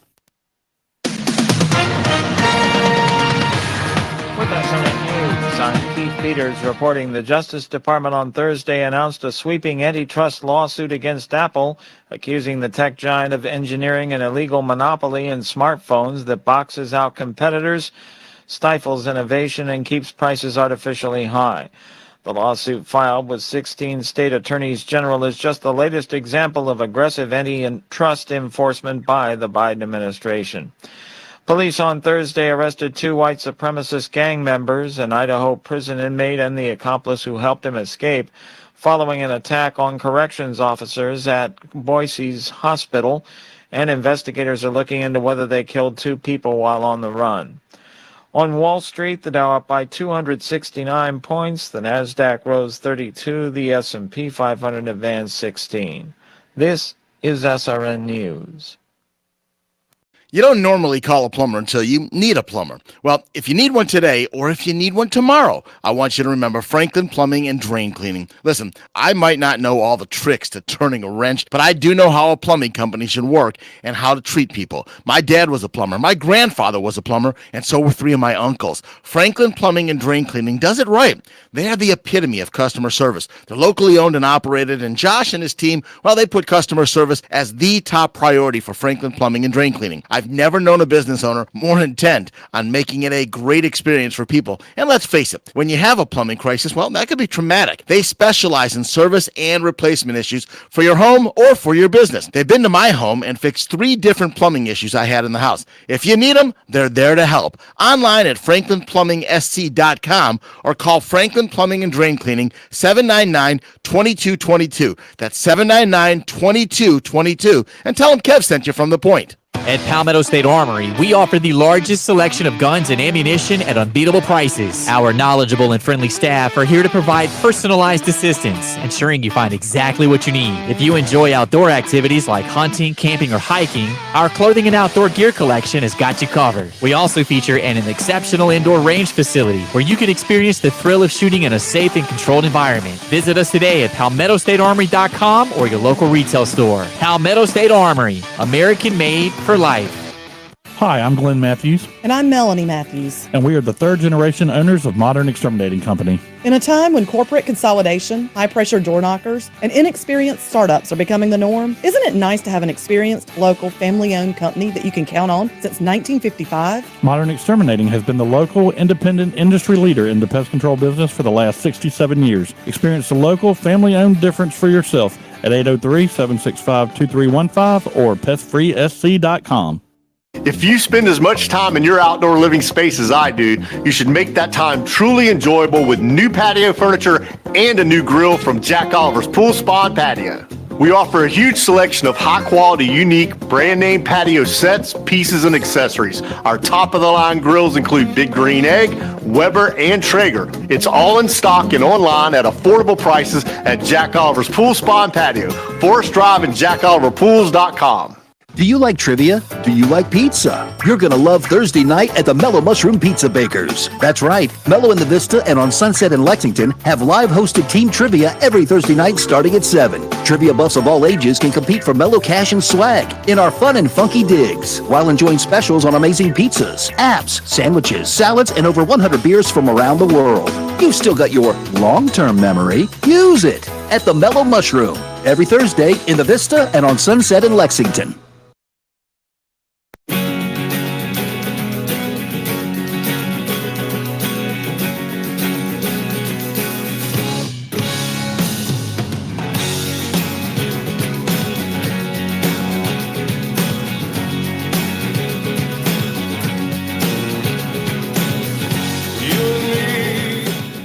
I just taken an early pick at the Sports Talk Bracket Challenge for 2024.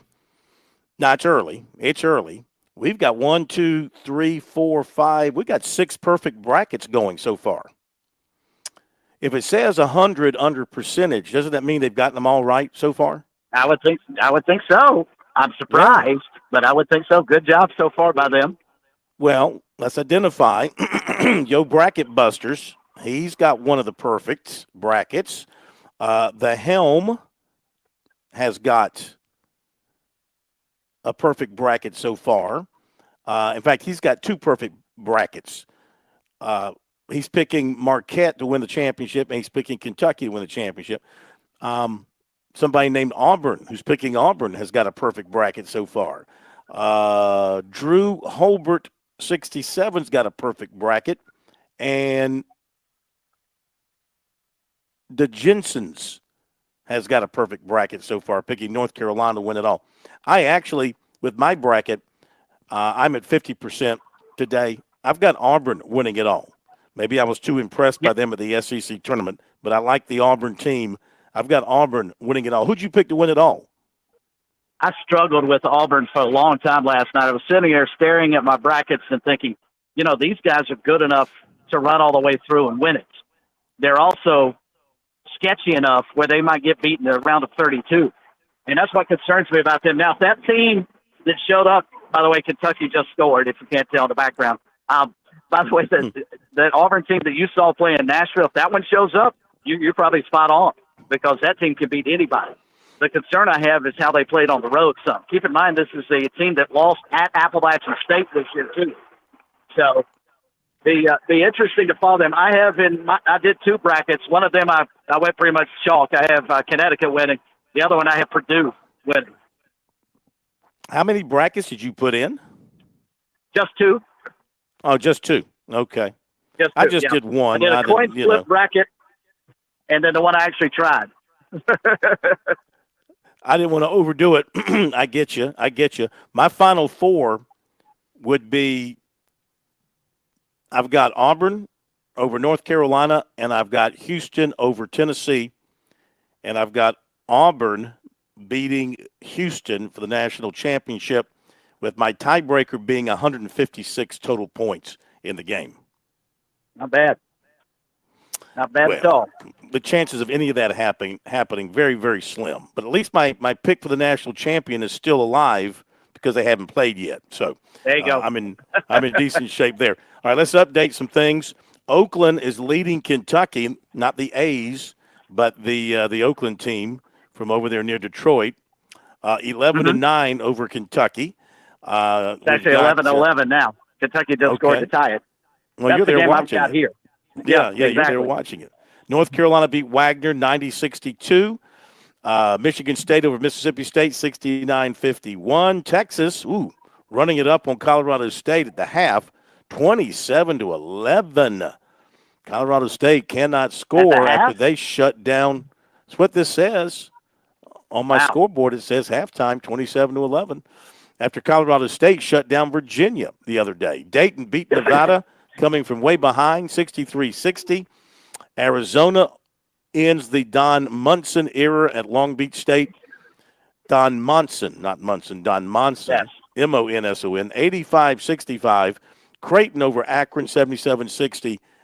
Illinois tops Morehead State, 85-69. And Duquesne, not a surprise to some people, Duquesne beat BYU 71-67. Okay, we heard from Lamont Paris. We heard from Brad Brownell. Let's hear from some Clemson players looking ahead to their matchup tomorrow with New Mexico here in Memphis.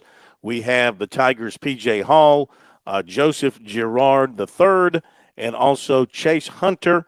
They were up on the raised podium to take questions from the media, looking down at us like we were little peons that we actually are in the sports world. We're in the proper place there with them looking down at us. Here we go with some questions. We'll pick it up with the question to the players, and we'll go from there. Here we go. Clemson players earlier today previewing the matchup with New Mexico.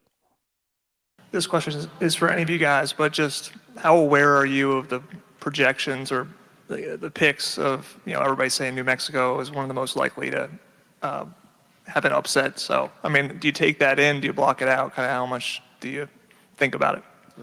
It's pretty hard not to see that kind of stuff just with all social media and stuff. But, at the same time, also after our last loss, I can't blame a whole lot of people for thinking that. But at the same time, we've had some great practice leading into this, and we know what kind of team we are. We're excited to get out there and play. And whatever it may be, 16-1, 11-6, 12-5, anybody can win on the court. And we're focused on our guys, and we're excited to get out there. I guess in terms of their tempo, do they remind you of anybody you played during the season, or how unique are they in terms of how fast they get up and down the floor? Yeah, I think they kind of play sort of Alabama. Quick guards, big physical bigs that can do some things. But I think they play similar to Alabama. Their team likes to run and get up and down. Got some quick guards that can make plays for themselves. So, I think we prepared well for them. This is really for any of you, Avery Braxton, ABC 24 here in Memphis. But what does it feel like, especially PJ and Chase, to bring Clemson back to this stage? You guys haven't been here in a couple of years. I'd say, first of all, we didn't do it alone. We got incredible coaches and a lot of guys that came to help us along the way. Obviously, we brought in new guys like Joe and Jack, who were tremendous boosts for us, shooting on the outside, then a 1-5 switching with Jack, who can play incredible defensive rebound. And so, I'll tell you what, it wasn't just us bringing us back, but it's been fun. It's been expected. Last year we definitely felt shorted after having a great year, 14 wins in the ACC, and getting left out of the tournament. So this year it's not necessarily like, oh, we got to get to the tournament. That was, that's our floor. That's how we expected it. And so the whole year we were expected to come in here and play our game and make some noise. That's kind of how we thought about it the entire year with the players we have and the coaches we have. Hey, this is for each of you. As you noted, you kind of struggled down the stretch. If each of you could take an aspect of the team going into tomorrow that you think you got to kind of flip that switch to get back to where you were playing your best, what would it be in each of your opinions? Joseph, start. I think first off, I think that our practices this last week have been a lot better. There's a lot more on edge. And I think just kind of one of the things that the coaches were, I guess, emphasizing was getting our edge back. And, we had that obviously the first 2 months of the season, and it's easy to have an edge when you're, 10-0 or whatever it was, and 11-1 at one point. So it's easy to be up when things are going great, but when things were going bad, you just got to figure out a way to get out of the hole and try to get that edge back. And I think that's what we've done this last week. Again, just try to look at everything positive. Losing early in the ACC tournament kind of gives you a chance to go back to practice and get your mind right. So I think if we took a look at it that way, it'll help us for tomorrow. PJ? Yeah, especially what we were saying at the last point. Losing early in the ACC tournament in the fashion that we did was not just disappointing, but embarrassing. And so, going back to these practices, going good on good and making sure we're sharpening our edges and making sure we're having a competitive edge and fight was huge for us. And going into these last few practices after we had some time off, or not time off, but the first couple after the ACC tournament, sharpening our minds ready for this tournament and sharpening our minds for our opponent. That's been big for us. It's not necessarily flipping a switch. If you have to flip a switch, then you have a problem, especially this late in the year. It's time to be ready to be on go at all times.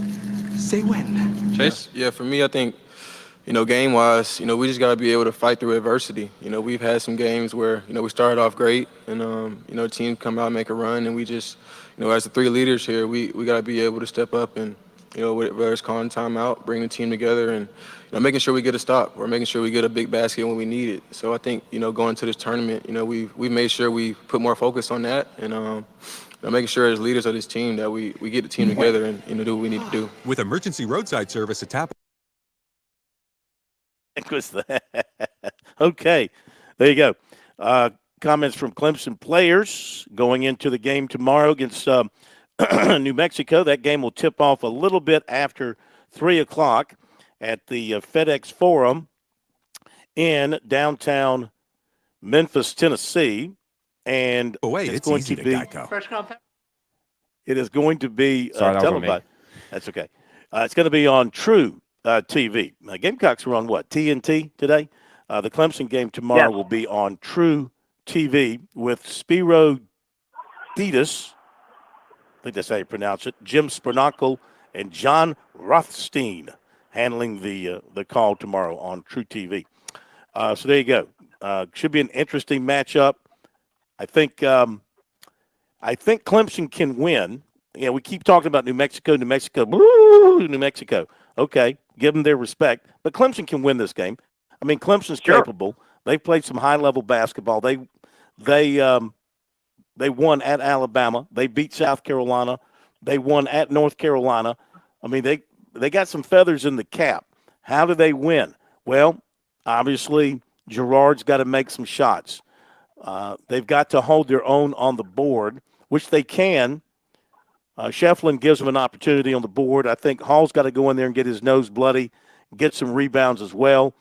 Got to play good, solid defense. Can't let New Mexico get running up and down the court on them.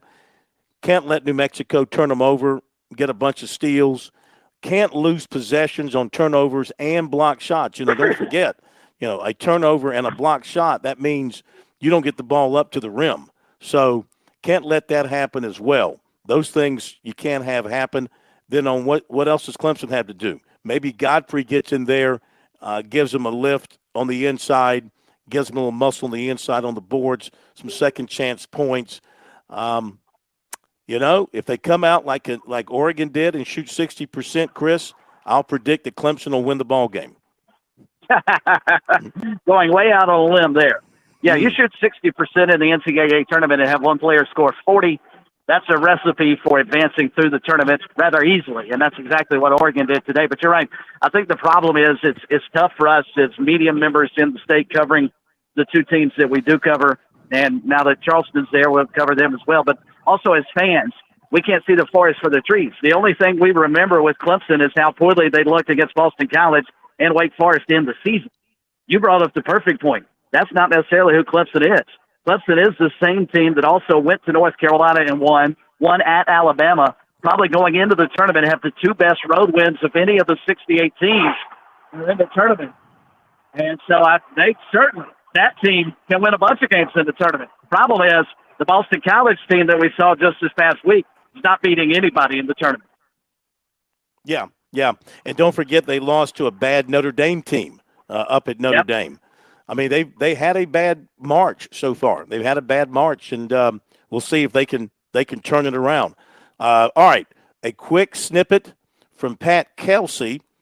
Listening to his press conference today, nobody asked him about the game. It was all about he gave an opening statement, but all the questions were about how do you compare being in this tournament to being in last year's tournament, and How do you feel about having your dad with you sitting behind the bench and one of your players has a lot of tattoos and says he'll go get another one? What do you suggest? I mean, you're kidding. Oh, my God. Nothing about That's the game. horrible. So, except his opening statement addresses being in the tournament and facing Alabama. So, here you go, little Pat Kelsey from Spokane, Washington, earlier today. I feel very, very fortunate and blessed to be representing our institution in the national tournament in an amazing part of the country. Been to Spokane before. We came out when I was at Xavier and played Gonzaga. And gosh, I just think of the passion that this city has for basketball. And I found out since I've been here that the nickname that not only they have for themselves, but I guess nationally, is Hoop City, USA. And understandable. So we're just blessed to be here. My family's going up in the mountains and seeing this beautiful part of the country and these passionate basketball fans in this area. If you're listening to this or if you get this on social media or stuff, hey, we'll use as many fans as we can. So come out and cheer for the Cougars. It'll help us a little bit. But just really excited they have the opportunity to play. Alabama is a phenomenal team. Nate Oates, I believe, is one of the best coaches in the country. Over the last couple of years, you've had some retirements of the icons of our game, like Coach K and Roy Williams and Jim Boeheim. Probably missing some, I'm sure I am. And kind of that, the new era. I would say Nate is right there. He's unbelievably respected in the coaching fraternity. He's a phenomenal coach. Very, very difficult to prepare for. They're unbelievably talented. We obviously have our hands full, but we're excited about the challenge. All right, there you go. A few comments from Pat Kelsey. They'll play Alabama tomorrow. I want to mention, too, that one of the big matchups here in Memphis tomorrow is getting a lot of attention is that Nebraska and Texas A&M matchup, including the fact that Nebraska has a player who's really good who's from Japan. I'm going to mess up his name. Keisai Tominanga.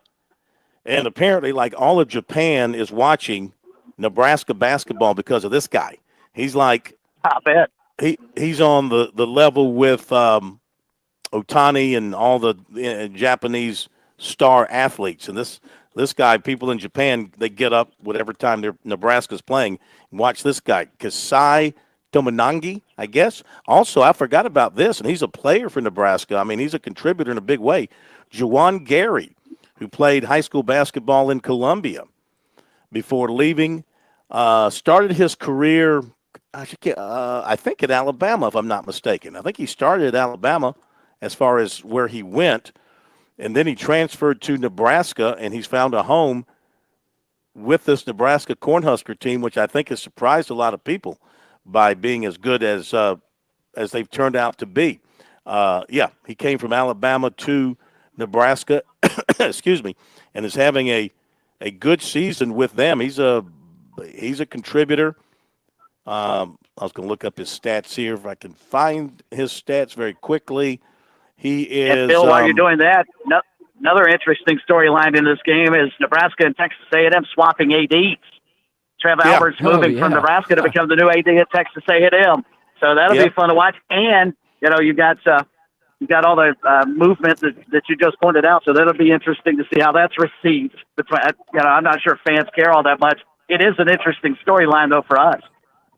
Yeah. Juwan Gary averaging 12 points per game. He started 19 of their 27, and he's averaging 12 points per game. So he's been a big-time contributor for them. So somebody to watch tomorrow if you're going to watch Nebraska and Texas A&M. But the Japanese guy is supposed to be a very, very good player and getting a lot of attention back in his homeland. He's unbelievable. Okay. He averages 15 points a game to lead the Cornhuskers, and he's actually nicknamed the Japanese Steph Curry, partly because he will shoot it from anywhere on the floor. Now, we might be a little too liberal with handing out that name these days, but either way, he is a terrific shooter. He'll shoot from anywhere. He's not afraid to shoot it from the logo. He usually wears a headband. He's one of those guys that's very, I don't know if emotional is the right word, but he likes to jump around. He likes to get in people's faces. He likes to celebrate. He's kind of the energy guy on their team as well. He's one of those guys that on your team you love him. Maybe on the other team you don't like him so much. But head coach Fred Hoiberg has used the quote that it is infectious. When he is on, the entire team gets going. He is that Energizer bunny that gets the Cornhuskers going, and it is pretty fun to watch. If you YouTube him, I recommend folks out there, you can see these videos of him, one in particular where he's shooting the ball backwards from different parts around the court.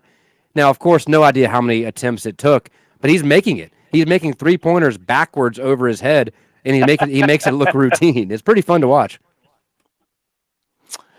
Yes, I guess it is. I've learned more about this young man than I ever thought I would. I just heard about him as I was driving into Memphis today, and somebody was talking about what a sensation he is back in his native Japan. So look forward to seeing him tomorrow. Okay, now let's do the recruiting report tonight.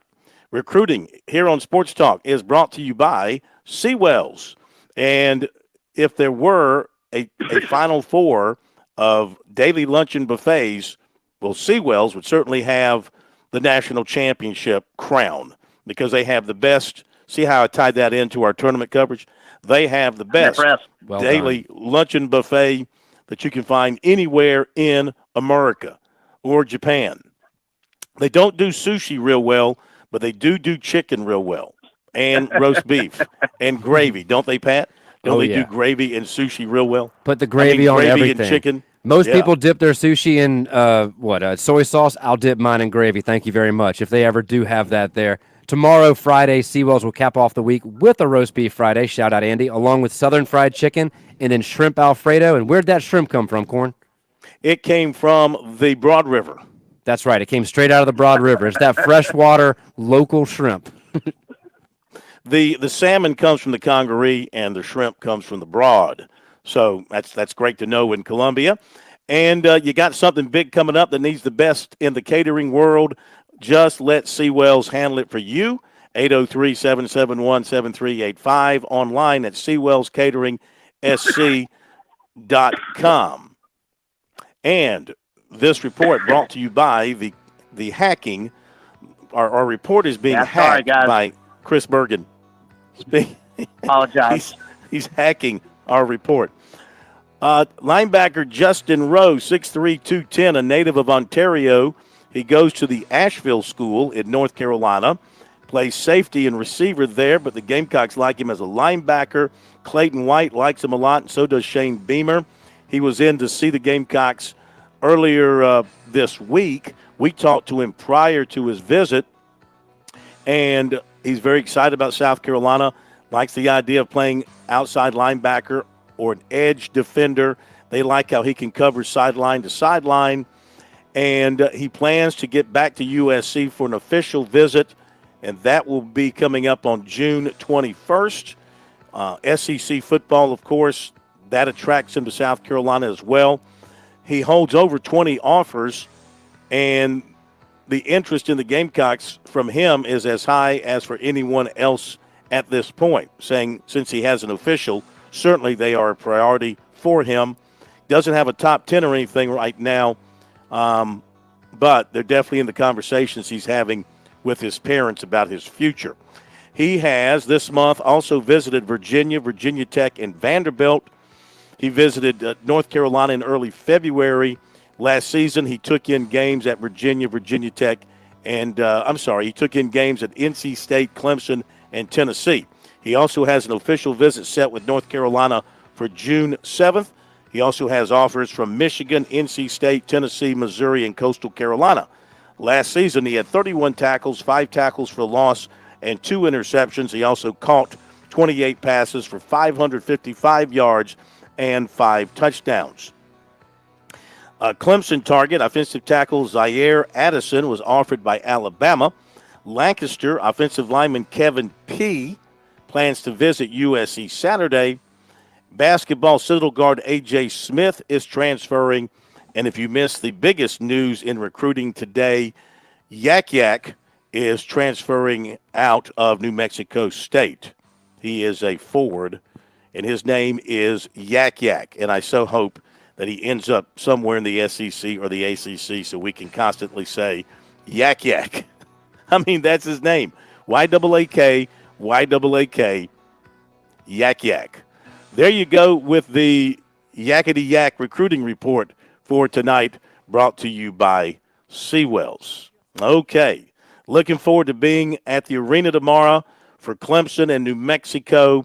Follow on our Twitter, our X, as we comment during the game, share insight, share information, post-game coverage on our website, SportsTalkSC.com, as well as on the show tomorrow night. Chris, final thoughts from you from Pittsburgh. I'll say the Gamecocks learned a lot about themselves this season, ran into a buzzsaw in Jermaine Couisnard today. I don't think USC fans can be anywhere close to disappointed. You win 26 games when you were picked to finish last in your league. You finished tied for second in your league. You go on to the NCAA tournament. Yeah, didn't finish off the way they'd hoped, but it's a proud season, I would think, for USC fans to look back on, and hopefully Clemson can take some momentum and carry it now that they in the College of Charleston will be waving the Palmetto State banner tomorrow. Hopefully we get one, if not two wins. And by the way, the SEC in trouble again here in Pittsburgh. Kentucky down 3 late in the first half to Oakland. Who does not want to see that upset? I'm raising my hand. I don't care what it does to the brackets. I'd love to see Kentucky lose. Thank you, Chris. Enjoy your time in Pittsburgh. Sir. Thank you, Pat. We're not done with you yet. Yes, sir. And thank you, everybody, for being with us. Have a great night. See you tomorrow from here at Memphis Town.